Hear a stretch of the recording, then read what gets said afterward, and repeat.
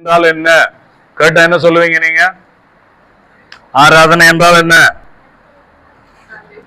அவரை துதிப்பது, அவரை புகழுவது, அவரை மகிமைப்படுவது, பல காரியத்தை சொல்லலாம்.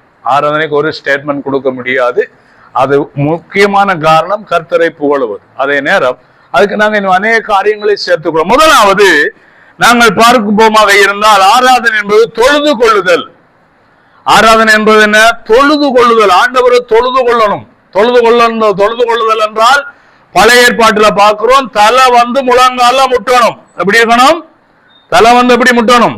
முழங்கால முட்டணும், இல்லையா? என்ன அங்கால போ, அவள் ஒழுங்கா சொல்லு, அங்கால போ. அவ தலை வந்து என்ன செய்யணும்? முழங்கால முற்றதான் தொழுது. ஏழுமா அவங்களால செய்யறதுக்கு நமக்கு செய்யலாது. அங்கால போனா வழியா சொல்லுங்க. அதனால என்ன செய்யணும்? ஆண்டவர் சமூகத்துல வந்து அப்படியே தலை வந்து முழங்கால முட்டணும். முட்டுமா? சிலருக்கு சேர்ச்சுக்கு வந்தா எலும்பி நின்று துதிக்கவே இயலாது.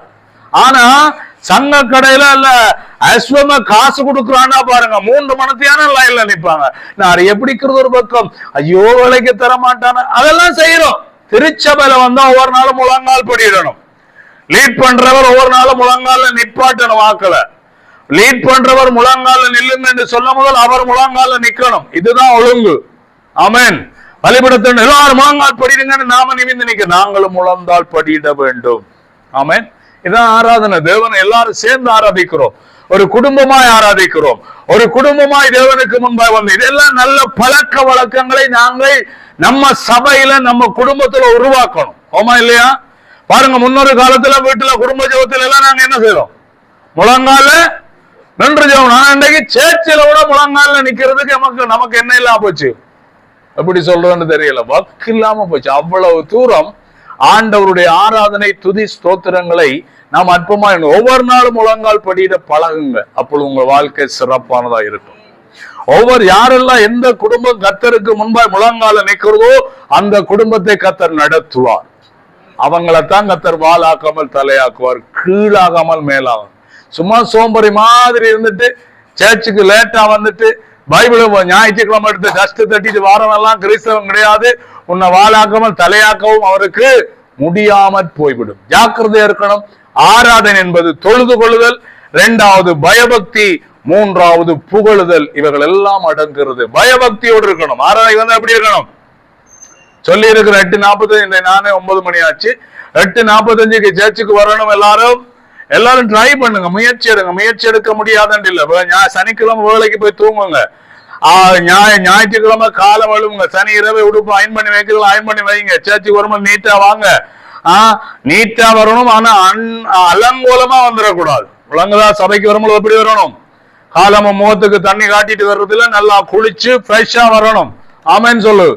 எல்லாரும் ஆராய்க்கு வரும்பொழுது நல்லா சோப்பு 2 தரம் போட்டு முகமெல்லாம் கழுவி நல்லா குளிச்சு ஃப்ரெஷ்ஷா வரணும். 8:45க்கு எல்லாரும் நிக்கணும். ஆமேன்னு சொல்லுங்க. 8:45ல இருந்து 9 மணி மட்டும் எல்லாரும் சோத்திரம் பண்ணி ஜெபம் பண்ணி கொண்டே இருங்க. தேசத்துக்காக சபையில 15 நிமிஷம் ஜெபம் பண்ணுங்க. அங்க வந்துட்டு ஒருவனை சபையில கதைக்க கூடாது. சோத்திரம் பண்ணி கர்த்தரோடு இருந்துட்டு சரியா 9 மணிக்கு லீட் பண்றவங்க இங்க வரணும். ஓவன் வந்துச்சா, மைக் வந்துச்சா, அதெல்லாம் தேவையில்லை. அது வார் நேரம் வரட்டும், வந்தா வரட்டும், வராட்டி லேட்டா வரட்டும். லீட் பண்றவங்க சரியா 9க்கு என்ன செய்யணும் சொல்லுங்க? இங்க வந்து சோத்திரம் பண்ண ஆரம்பிச்சிடணும். விளையாட்டு விடக்கூடாது. கர்த்தருடைய வேலை. ஆமென் சொல்லுங்க.